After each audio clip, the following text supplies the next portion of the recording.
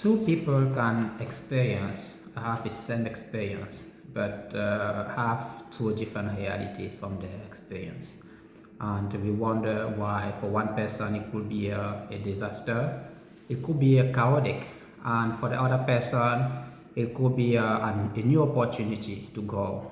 And so this kind of tell us that what we are. Our reality is defined outside of the experience. There's something beyond the experience, the event itself, that define our perception of the world and our reality. So you might be familiar with some of the ancient spiritual traditions saying that as within, so without, or as above, so below.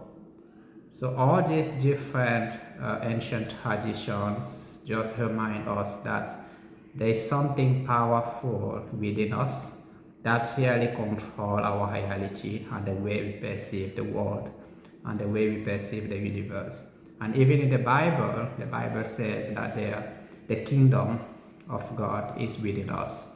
So we really need to understand what all that means and how we can really change our reality.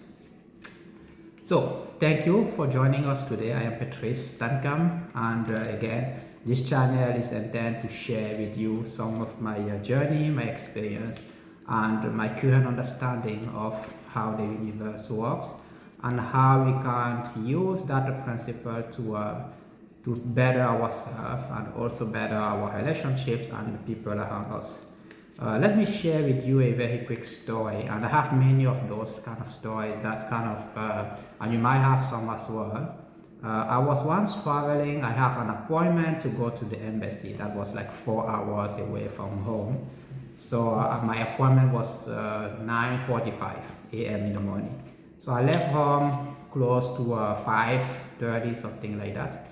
And I put on my GPS, and then my arrival time was supposed to be at 9:38. So I was leaving from Bloomington to Chicago. And when I got to the Indiana police neighborhood on the highway, so instead of taking the eastbound on the periphery, I used the westbound. And somehow, so that misdirection added about 30 minutes to my drive. So I was supposed to be late at the appointment. So I was upset about it. I actually started to get upset about it. And the inner voice inside me told me, come on, what are you upset about? What do you know about the future? Maybe if you use the other eastbound, you could have got into an accident, something could have happened, you could have got into a traffic jam, you could have come late to your appointment. So trust the process. And that kind of calmed me down. And so I trust the process and really try to drive safe, be focused on my driving, not trying to drive fast to catch up with the time, but I was just driving normally, and as we usually do. And to my surprise, I got at the appointment when I parked the car, it was exactly 9:38. So the same time that my GPS initially expected me to get there, the estimated time of arrival. And I reflect on that experience and try to have the discussion with the universe and say, really the universe? Is this really how things works?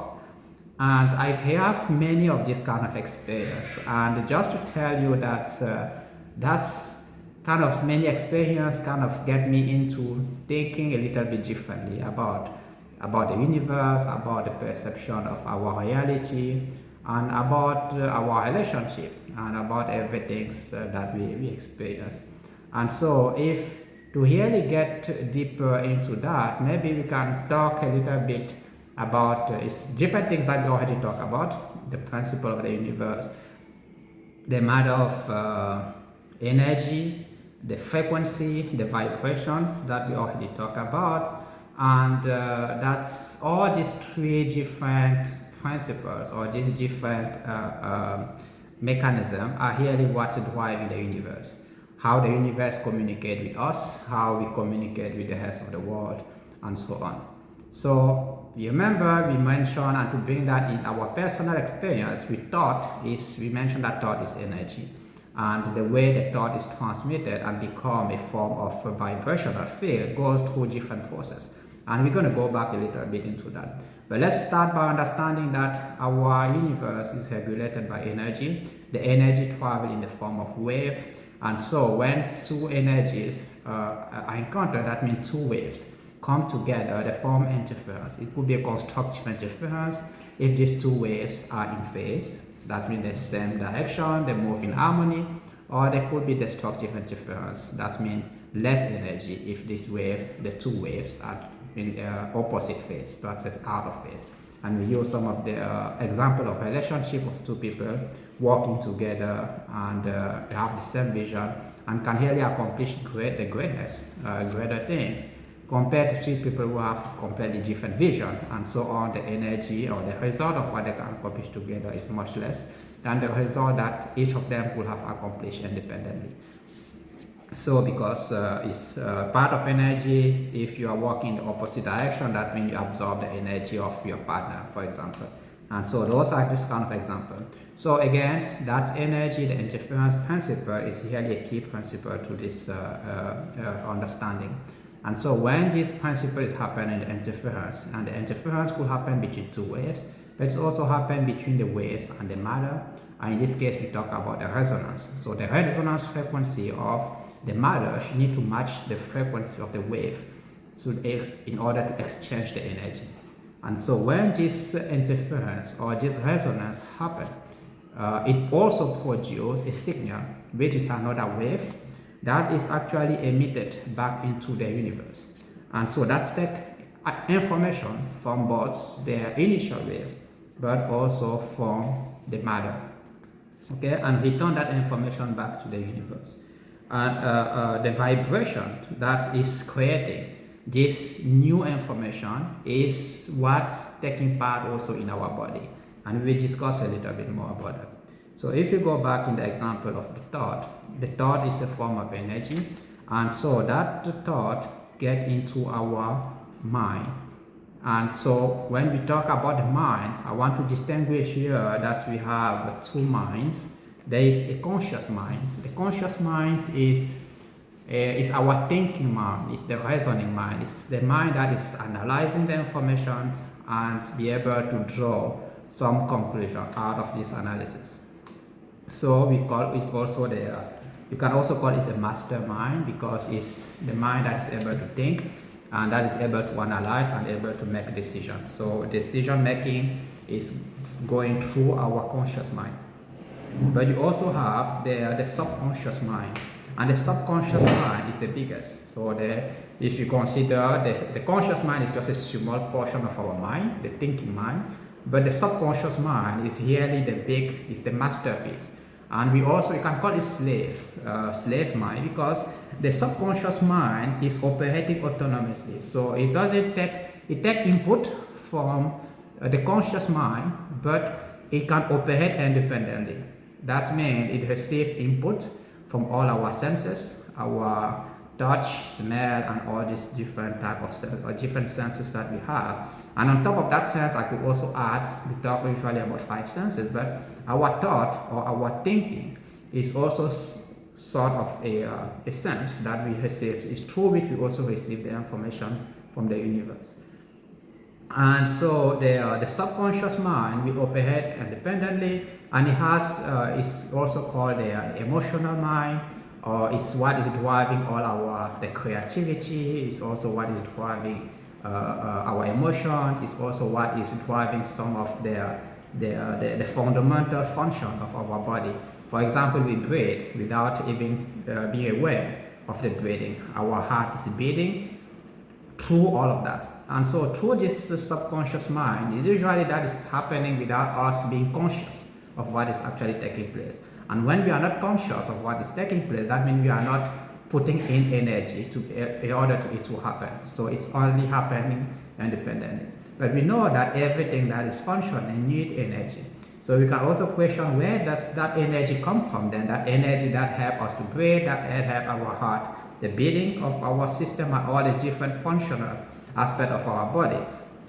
That energy is stored in our subconscious mind. It's that energy that we are not aware of. So that energy is directly coming from the universe that we are not even aware of. So based on that, so now when the subconscious receives the information, that subconscious mind is defining really our way of being. And so I will talk about how the subconscious mind defines our vibrational field.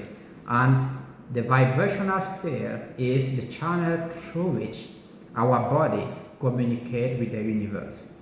So when you receive the information through the thought, if you don't entertain that information, then that thought will stay at the level of probability, of level of possibility. Because the universe, we live in a multiverse. We say multiverse, that means you have multiple realities, infinite amount of realities. So why two people will experience the same event but have two different realities? And that perception doesn't depend on the experience itself. It's beyond the experience itself. And it's really depend on the vibrational field and the inner vibrational field of individuals who is perceiving the event. So they could have different experience but have two different realities. So we really need to understand that in order to change our realities, we need to change something within us. We need to change our vibrational field in order to experience the reality a little bit differently.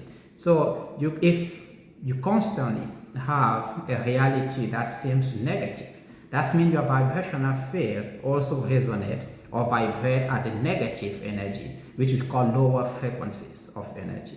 So in order to experience a reality of joy, happiness, and love, and all these different other aspects of a high level of energy, you need to tune your vibrational field, so your inner self, in order to resonate or vibrate with the energy that corresponds to these frequencies, the frequencies of love, the frequency of happiness, and so on.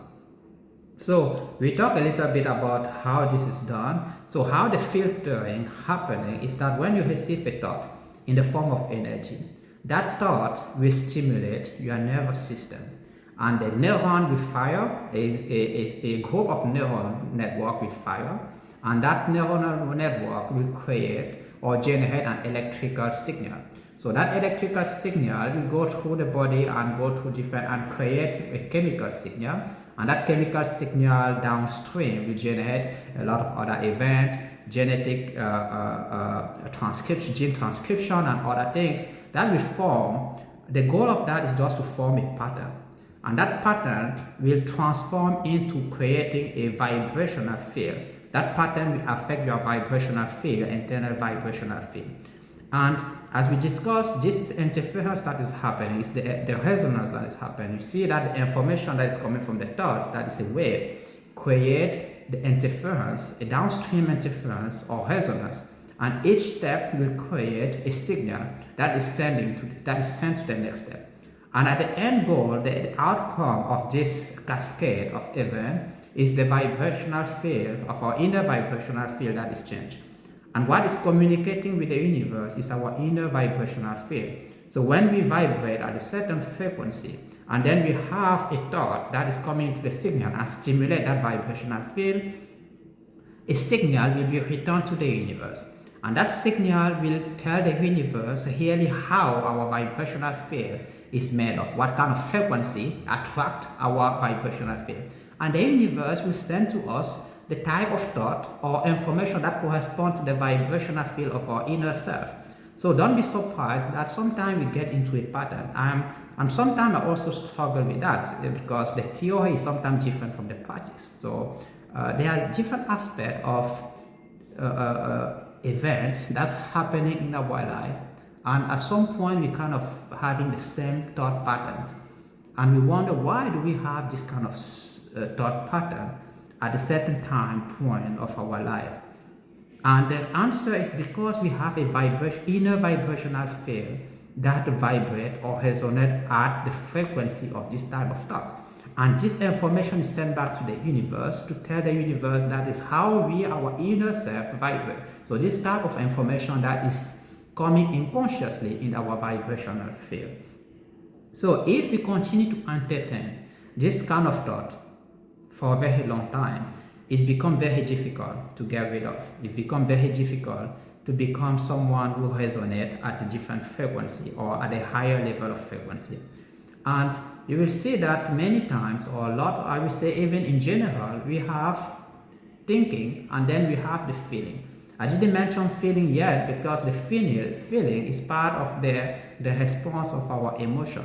So when we have the event the first time, that event itself doesn't create a feeling. But the thinking about that event actually is what is creating the emotions and the feelings. And the more we think about that event, the stronger the feeling becomes, the stronger the emotions become. And so the stronger the vibrational field that corresponds to that event become. And it's not the event itself, but it's the thinking behind the event that is creating it. Everything we think about something, when you have a thought is coming as a possibility in an infinite possibility of the universe, of the infinite possibilities. So as soon as we put our attention to that specific thought, that means we put our energy on that specific thought. That thought, our conscious is telling our subconscious that, okay, this information is important. I want you to imprint that in my vibrational field so that I respond to that thought, the thought that corresponds to that vibrational field. And I just mentioned our vibrational field, when it receives this kind of command or this kind of thought, we send that information back to the universe. And therefore, we continue in the circle of thinking the same pattern of thought. And that principle is very difficult, or that circle is difficult to get out of. We will talk a little bit more about some ways we can actually address that and how to get out of this circle.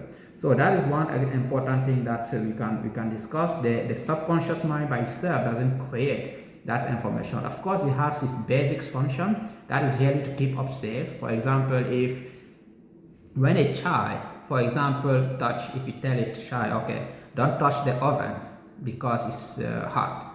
The first time the child will listen to the command not to touch the oven because it's burnt.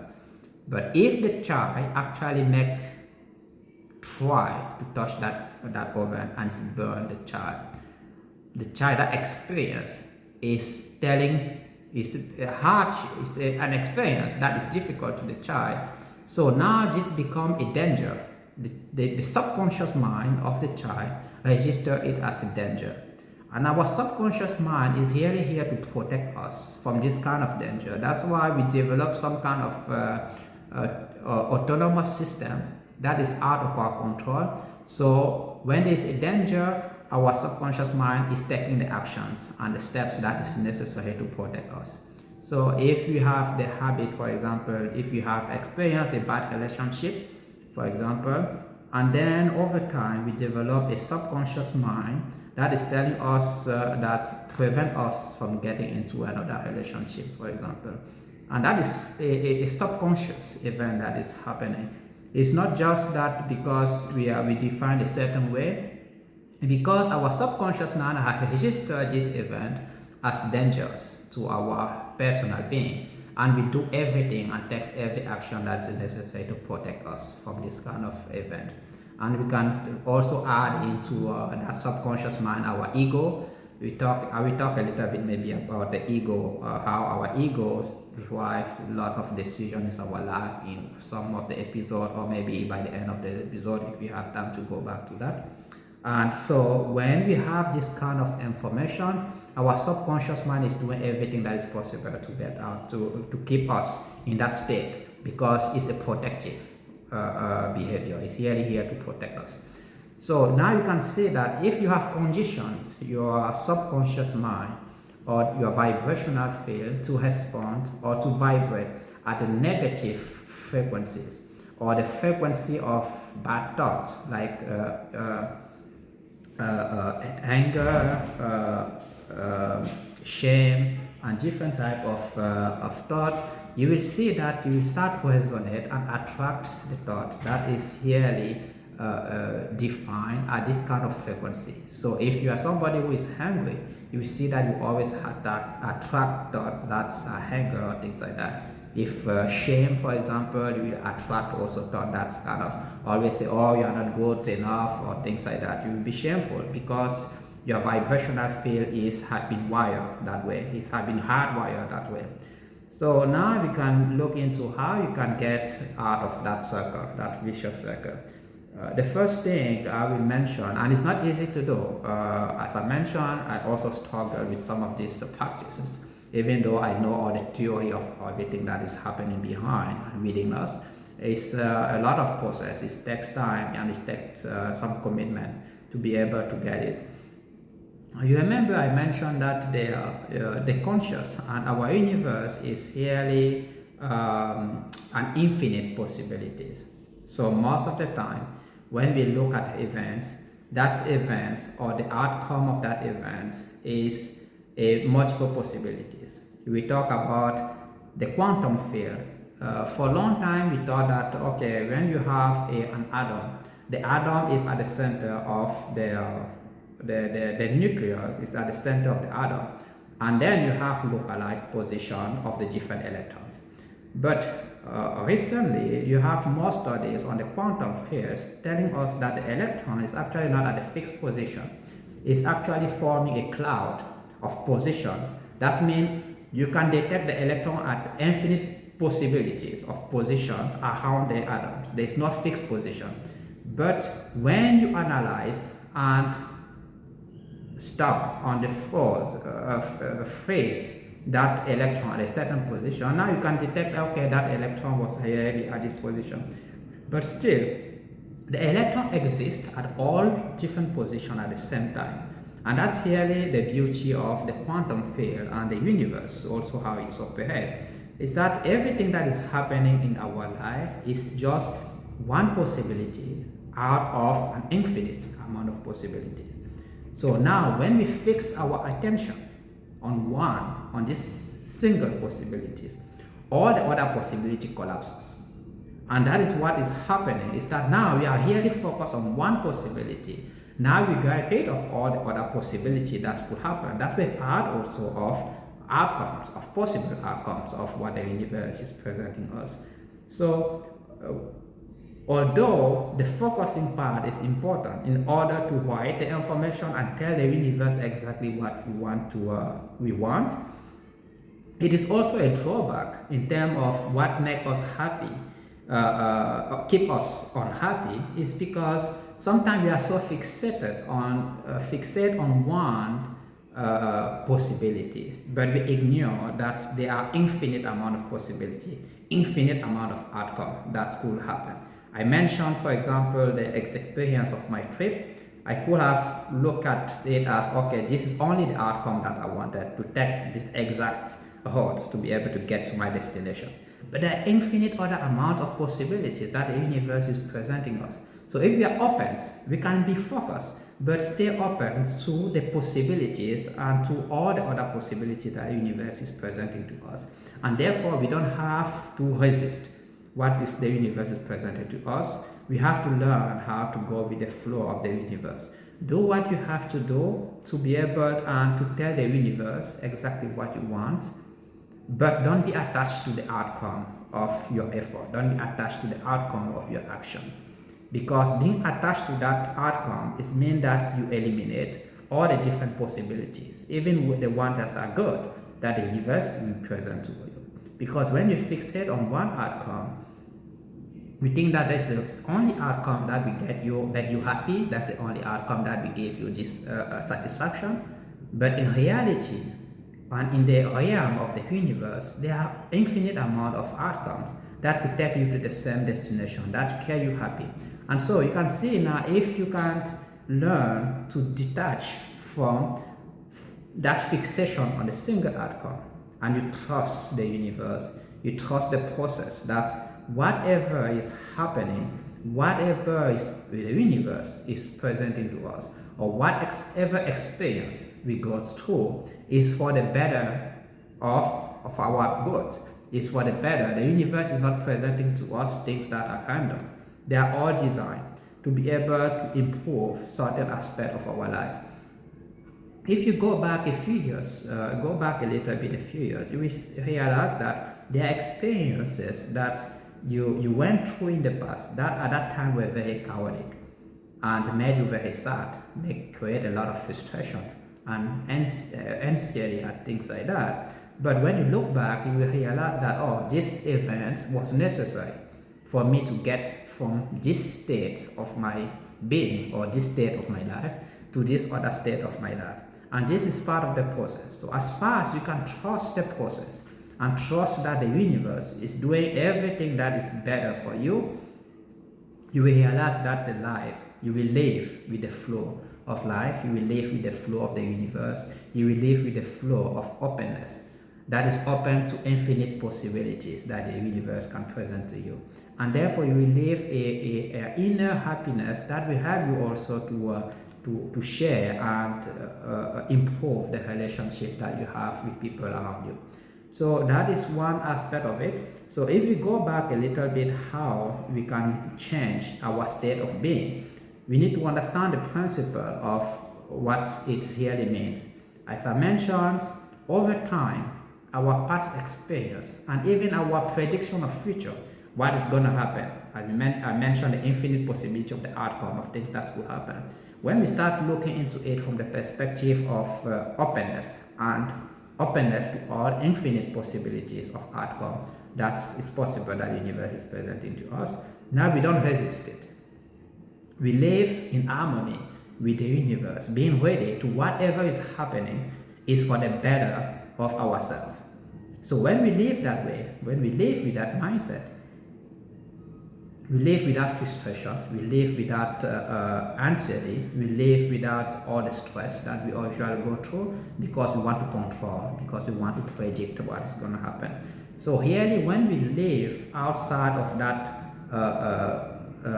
past experience and outside of that future prediction, now we live in the moment, we live in the present. And when we live in the present, something really beautiful happens is that we really learn to appreciate the small things that happen on there minute by minute in our life. We live in that experience, we live in the moment.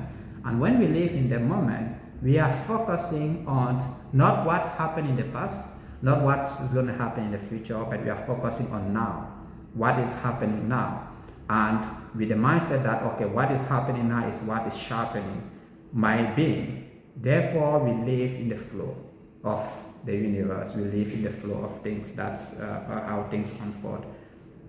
So now, the meditation is one aspect that can really get us outside of this circle. As I mentioned, it's a very circle when you start to think a certain thought pattern repeatedly.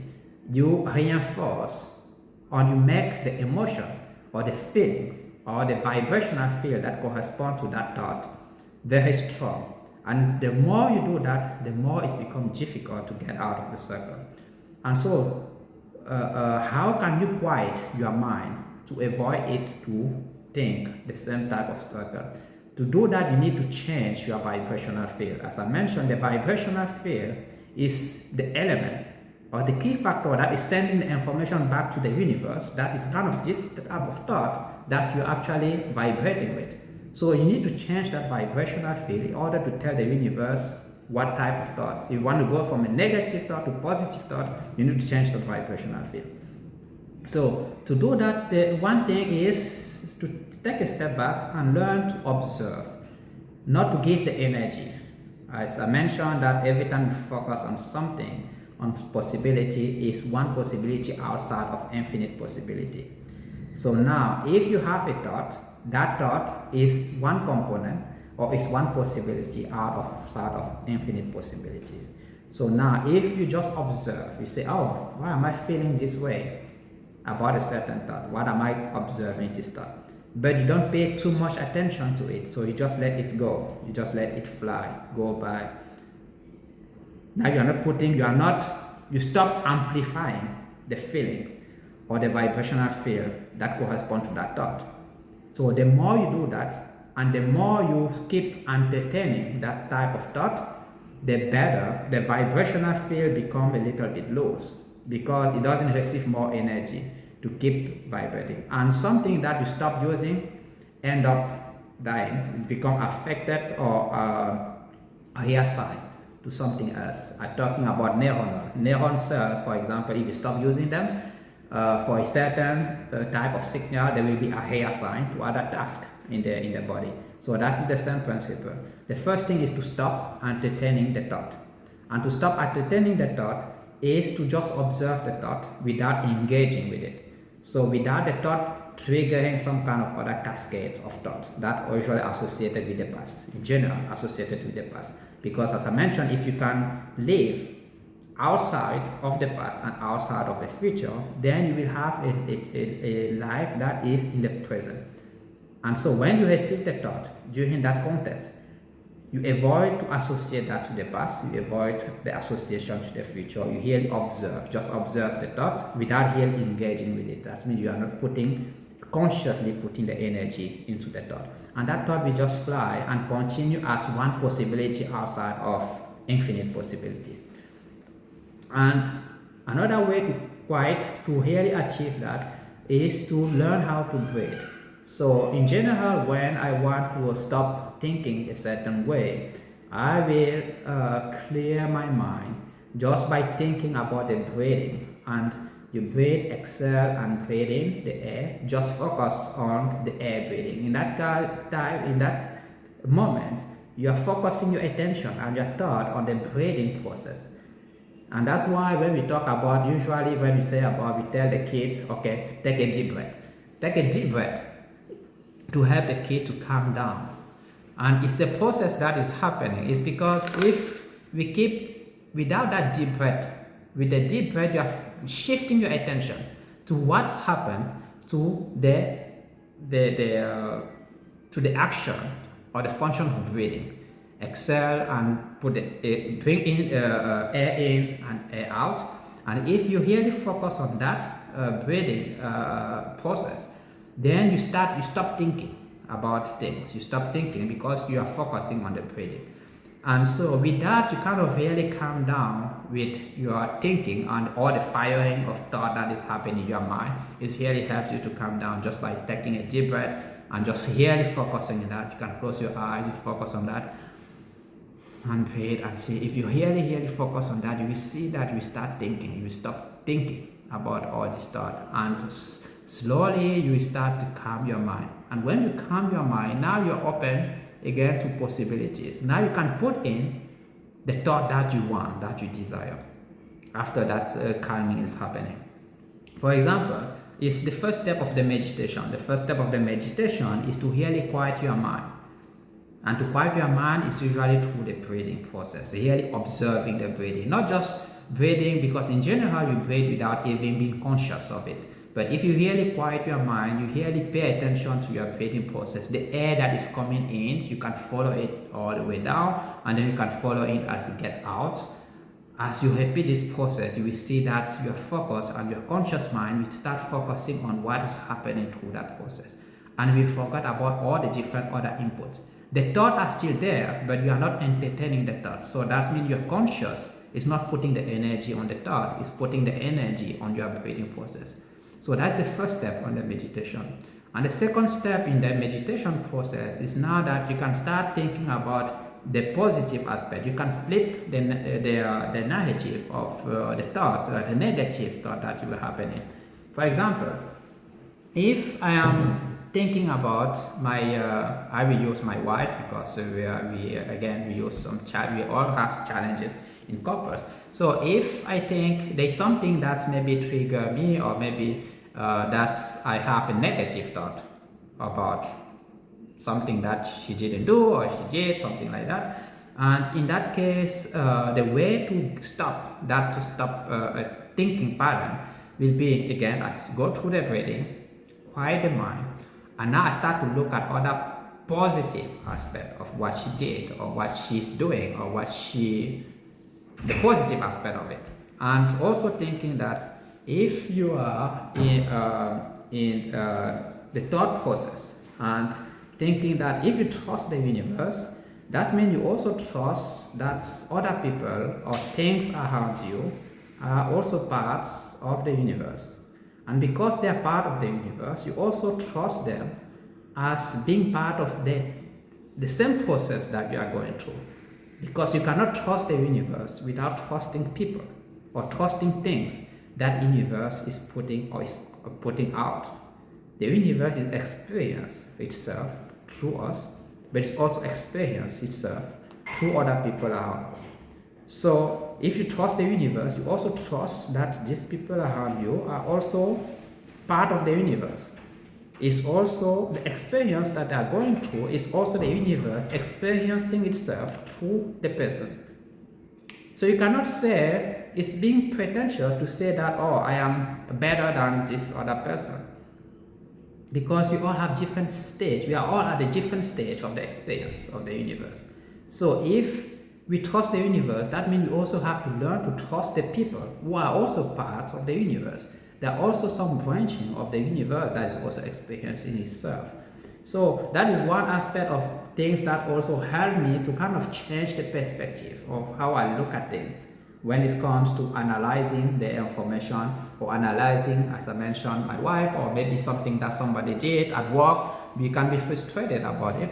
But if we also think about the positive aspect of this, what the person is bringing into our life, we are also, most importantly, that this person is also another component of the universe expressing itself. We cannot expect people to be at the same level of consciousness or same level of development or evolution as we are.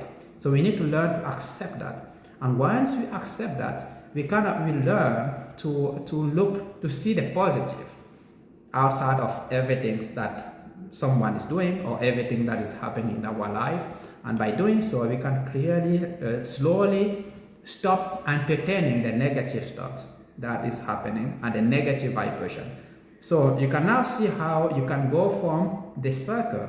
You can first, you stop the circle, the cycle of negative thoughts of happening. So you stop feeding energy into it. And when you stop that, now you change the narrative, start thinking about the positive thought. And now when you think about this positive thought, there's one aspect that I need to come back to, which is very important. It's not just the thinking, but it's also the feeling. So the feeling, the thought or the information that the vibrational field is sending back to the universe cannot happen without the feelings. When you have a thought, the thought creates the feelings. And until that thought creates the feelings, there is nothing that is changed in the vibrational field. The feeling is actually what is creating the vibrational field. And you always will say, okay, the experience you will remember the experience, not how the experience happened, but the way you feel about the experience. Okay? And the way you feel is what is creating the signature in your vibrational field. So now if we go back to the fact that if we start putting in positive thought, but we also put the feelings that is associated with the positive thought. It's not just that we think, okay, this person is doing good things and is a kind person or things like that, but we also need to feel what we think. We really need to feel it. And to feel it is really the repetition. The more you repeat the process, the more the conscious will send the information to the subconscious mind that yes, this is something that is really important. So I want you to imprint that into the vibrational field. And it's at this point that the thought, the repetition of the thoughts become a feeling, and that feeling is imprinted in the vibrational field. And why that feeling is imprinted into the vibrational field, you can now see that the old pattern or the old negative thought that you happen, because now they are not anymore active, they will be replaced by the positive pattern.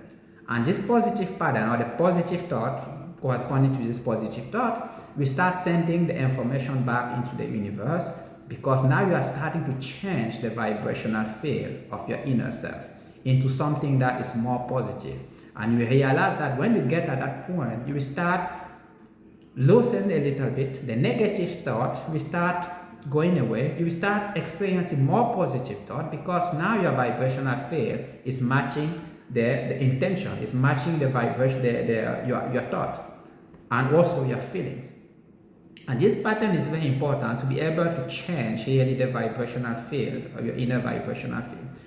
And the end goal of that is that now you can see that how you are changing the vibrational field is actually what is changing your experience, is what is changing your reality.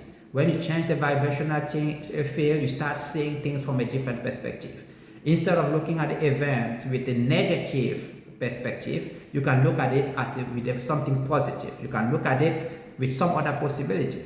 Because in general, what you focus on, again, is only one aspect of the iceberg. It's only one aspect of the possibilities outside of infinite possibility. You can't see all the perspectives. You look at the world through a small lens, and that lens is actually the representation of your vibrational field, of your inner self. So now you can see, if you broaden the vibrational field, now you can see things a little bit from the broader perspective, because you have broadened your vibrational field to be able to accept frequencies from different perspective, or from different a range of thought, or a range of frequency that is much larger. And general is a higher frequency of thoughts that you experience at that point. So with that, I will say that just give you a little bit steps how we think and how we define our reality. And again, two people can really experience the same thing, but at the end, the reality is different. And in general, we also try to focus on one aspect of the reality. We also want to focus on one outcome. But by doing so, we create a lot of frustration, because we always want things to happen the way we want. But the reality is that we cannot predict. The universe, as I mentioned, is infinite possibility. We have to stay open. And when we have that openness, that means everything that is happening to us, everything that we are going through, is part of the process. We have to trust the process. We have to trust the universe. And when we trust the universe, we start trusting people around us. We start trusting things will happen the way they're supposed to be. And sometimes we don't need to control it. We just need to live, to go with the flow of things that's happening. Because trying to control it, that means we prevent the other possibilities, the other infinite possibility to manifest. And when we prevent that other infinite possibility to manifest, we are blocking the flow of the universe.